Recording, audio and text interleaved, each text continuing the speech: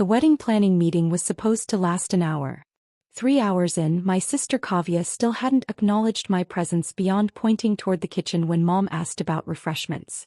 Maya can handle the catering coordination, Kavya said without looking up from her Pinterest board, voice dripping with the casual dismissal I'd grown accustomed to over 29 years. She's good at organizational stuff. I refilled water glasses while Kavya held court at Mom's dining table, surrounded by wedding magazines, fabric samples, and enough venue brochures to wallpaper a small apartment. Her fiancé Rohan nodded along enthusiastically, occasionally offering suggestions that Kavya would consider for exactly 3 seconds before explaining why they wouldn't work. The Grandview Estate is absolutely perfect, Kavya gushed, sliding a glossy brochure toward Mom and Aunt Priya. Look at these gardens. The ballroom holds 300 guests, there's a private bridal suite, and the mountain views are incredible. It's exactly what I've always dreamed of. Mom studied the photos with the reverence usually reserved for religious artifacts. It's gorgeous, Beta. But isn't it quite expensive? Worth every penny, Kavya declared. This is a once-in-a-lifetime event. I refuse to compromise on my vision just to save money. I paused in my water refilling duties, recognizing the Grandview Estate immediately. The neoclassical mansion with its terraced gardens and panoramic mountain views was indeed stunning. I should know. I'd been its owner for the past 4 years. Maya, stop hovering and sit down, Mom chided gently. You're part of this family too. Kavya's expression suggested she found this statement debatable. Actually, Maya probably shouldn't be in the wedding party photos. You know how she photographs. I knew exactly how I photographed. Perfectly fine when I wasn't deliberately excluded from family events or relegated to behind-the-scenes roles. But arguing would only confirm their narrative that I was difficult. I could help with logistics instead, I offered, settling into the chair furthest from Kavya's planning command center. Perfect. Kavya brightened at the prospect of free labor. You can coordinate vendor deliveries, handle timeline management, maybe assist the caterers during setup. Keep things running smoothly behind the scenes. Rohan looked up from his phone where he'd been researching venue pricing. Babe, the Grandview Estate starts at $50,000 for Saturday events. Are we sure about this? Kavya's smile faltered for exactly 1 second before reassembling into determined optimism. It's our dream venue, Rohan. We'll make it work. Maybe we should look at some alternatives, Aunt Priya suggested diplomatically. There are other beautiful venues that might be more budget-friendly. No. Kavya's voice carried the steel that had gotten her through law school and into her current position at a mid-tier firm. I've been planning this wedding since I was 12. The Grandview Estate is perfect and I won't settle for less. She pulled up the venue's website on her laptop, narrating a virtual tour for the table. Look at the great hall with those crystal chandeliers. The ceremony can be in the rose garden, reception in the ballroom, cocktail hour on the terrace. It's like something from a fairy tale. I watched my family fall in love with a property I'd rescued from bankruptcy and transformed into one of the region's premier event destinations. They had no idea that the fairy tale they were admiring existed because I'd invested 2 years and several $1 million bringing it back to its historic grandeur. Have you contacted them yet? Mom asked. I'm calling Monday morning, Kavya said. The wedding coordinator there is supposed to be incredible. Someone named Sarah Chin who's planned events for celebrities and politicians. Sarah Chin was indeed incredible. I'd hired her personally after she'd coordinated events for 3 Fortune 500 companies and a governor's daughter. She reported directly to me through our property management company. What's your backup plan if they're booked? I asked innocently. Kavya's laugh held a note of superiority that made my teeth ache. Maya, people like me don't need backup plans. When you know what you want and you're willing to pay for quality, things work out. People like her. As opposed to people like me, presumably, those who settled for less because they couldn't recognize or afford excellence. Besides, Kavya continued, I've already checked their availability online. June 14th is open, which is perfect timing. 6 months to plan, right in peak wedding season. It's like it's meant to be. I nodded thoughtfully, mentally reviewing the booking calendar that I'd personally approved just last week. June 14th was indeed available, along with a note in the system about enhanced background checks for all bookings during peak season. My phone buzzed with an email from Sarah Chin. Venue inquiry for June 14th. Kavya Patel. Shall I proceed with standard screening process? I typed back quickly, yes. Full financial verification required. The fairy tale was about to get interesting. Monday morning arrived with the kind of crystalline autumn clarity that made me grateful for my corner office's floor-to-ceiling windows. From the 32nd floor of downtown Portland's newest high-rise, I could see the mountain range where the Grandview Estate sat nestled among old-growth forests and carefully preserved meadowland. My assistant knocked and entered with the morning's priority files. Sarah Chin called about the Grandview booking inquiry. She wanted to discuss the application before proceeding. Put her through. Sarah's voice carried its usual professional warmth. Good morning, Maya. I wanted to flag the Patel inquiry before moving forward. Standard financial verification shows some concerns. I pulled up Kavya's file on my computer while Sarah outlined the situation. My sister had submitted an application claiming a household income of $180,000, respectable for most venues, but insufficient for a $50,000 event at the Grandview Estate, especially when combined with existing credit obligations. She's listed her occupation as associate attorney and provided financial statements that don't quite support the booking she's requesting, Sarah continued diplomatically. Through my office's smart glass, I could see my reflection alongside the mountain views. The woman my family thought was struggling to establish herself in some computer job, while they celebrated Kavya's legal career as the family's greatest success story.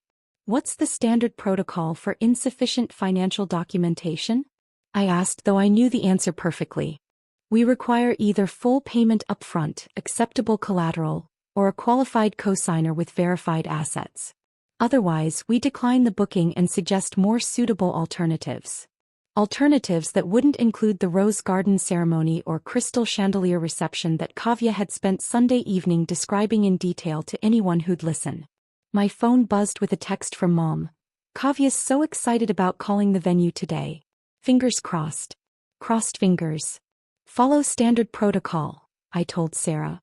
If she can't meet our financial requirements, provide her with our preferred vendor list for venues in her actual budget range.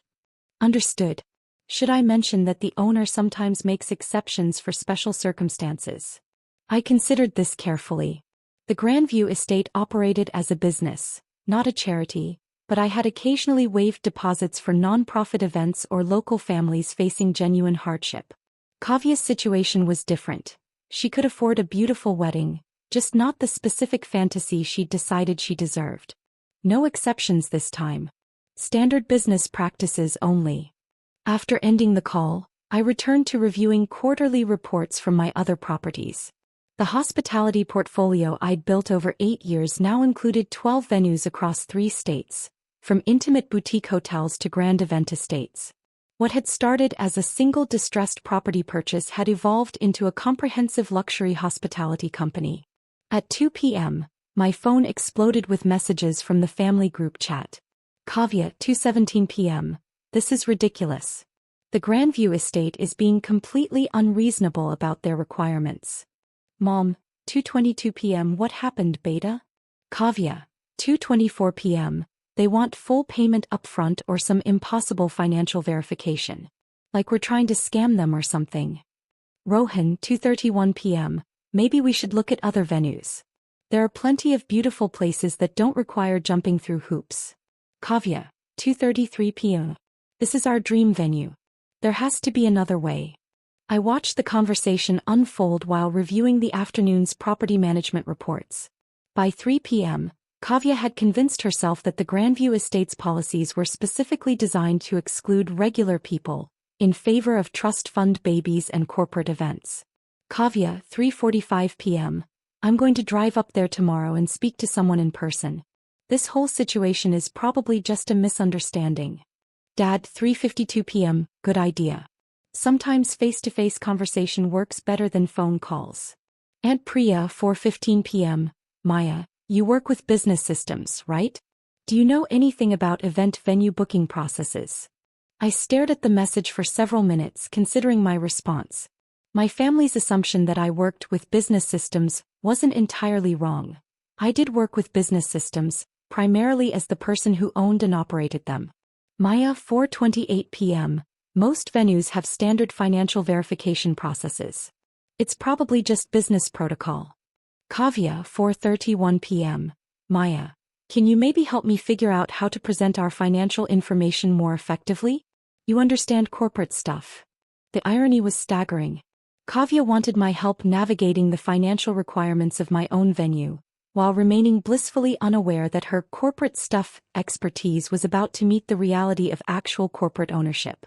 Maya, 4:45 p.m. I'm sure you'll figure it out. Tuesday's drive to the Grandview Estate would indeed clarify the situation, though probably not in the way Kavya expected. I spent the evening reviewing guest services protocols and ensuring my staff was prepared for what promised to be a very interesting site visit. Tuesday afternoon, I sat in the Grandview Estate's owner's suite, watching through privacy-tinted windows as Kavya's silver Lexus wound up the estate's tree-lined driveway. She'd arrived precisely on time for her 2 p.m. appointment, having spent the morning, according to her Instagram stories, getting her hair done and selecting an outfit that projected successful professional who deserves respect. Sarah Chin knocked and entered my office. Miss Patel has arrived. She's quite determined. I can imagine. How do you want to handle this? Standard consultation process. I'll review our policies, show her the facilities and explain the financial requirements clearly. If she becomes confrontational, I'll suggest she speak with ownership about making special arrangements. Through the window, I watched Kavya emerge from her car wearing her courtroom suit and carrying a leather portfolio that probably contained bank statements, reference letters, and whatever documentation she hoped would override business reality. Keep it professional, I said. If she asks to speak with ownership, let me know. The consultation lasted 47 minutes. I could see Sarah leading Kavya through the gardens, the ballroom and the terrace spaces that would indeed make a stunning wedding venue. Kavya's body language started confident, shifted to frustrated, and ended somewhere between desperate and furious. My office phone rang at exactly 2:47 p.m. Maya, Sarah's voice carried carefully controlled amusement. Ms. Patel would like to speak with the owner about making an exception to our financial policies. She's quite insistent that there's been some kind of misunderstanding. Send her up. I had 30 seconds to decide how to handle this moment. Stay behind my desk in full corporate authority mode, or meet her at the door like the sister she'd never recognized I'd become. Kavya knocked and entered without waiting for permission, her portfolio clutched defensively against her chest. I understand you're the owner here, and I need to explain that your staff has made some kind of mistake about. She stopped mid-sentence, staring at me with the expression of someone whose brain was refusing to process contradictory information. Maya? What are you doing here? I work here, I said simply, gesturing toward the chair across from my desk. Work here? But this is the Grandview Estate. This is a luxury venue. You can't possibly. I mean, what kind of work could you? She trailed off as her gaze traveled around my office. The mahogany desk, the architectural awards on the walls, the framed photos of celebrity events we'd hosted, the business degree from Stanford that she'd never bothered to ask about. I own it, Kavya.